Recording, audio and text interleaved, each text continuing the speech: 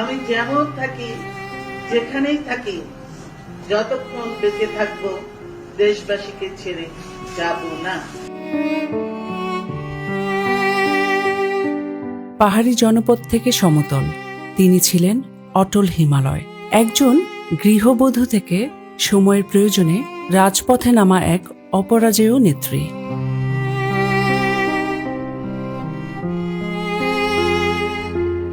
কারাগার, দীর্ঘ নিঃসঙ্গতা আর অসুস্থতা তাকে ঘিরে ধরলেও তার সংগ্রামী নেতৃত্ব ছিল স্বৈরাচারের বিরুদ্ধে সবচাইতে শক্তিশালী প্রতিবাদ।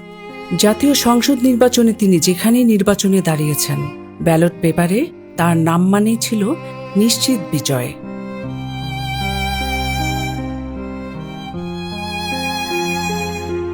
উনিশশো ৮৪-তে দলের হাল ধরা থেকে ৯০-এর গণ অভ্যুত্থান, স্বৈরাচার পতনের কেন্দ্রে ছিলেন তিনি। ১৯৯১ সালে বাংলাদেশের প্রথম নারী প্রধানমন্ত্রী হিসেবে তিনি সূচনা করেন সংসদীয় গণতন্ত্রের নতুন এক সোনালী অধ্যায়। ১/১১ বন্দিদশা থেকে শুরু করে প্রিয় সন্তানদের উপর নির্যাতন, দেশ ও গণতন্ত্রের স্বার্থে তিনি সব মুখ বুজে সয়েছেন।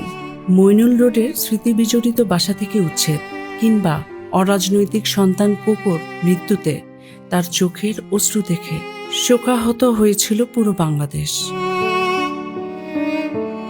সুষ্ঠু নির্বাচনের দাবিতে লড়াই করতে গিয়ে মিথ্যে মামলা আর নির্জন কারাবাস ও সুচিকিৎসার অভাবে তার শরীরে বেঁধেছিল নানা রোগ। পায়ে হেঁটে কারাগারে গিয়েছিলেন, কিন্তু ফিরেছেন হুইল চেয়ারে। ২৪-এর ছাত্র জনতার বিপ্লবের পর হাসপাতাল থেকেই দেশবাসীকে শান্ত থাকার জন্য তিনি দিয়েছিলেন ঐক্যের ডাক।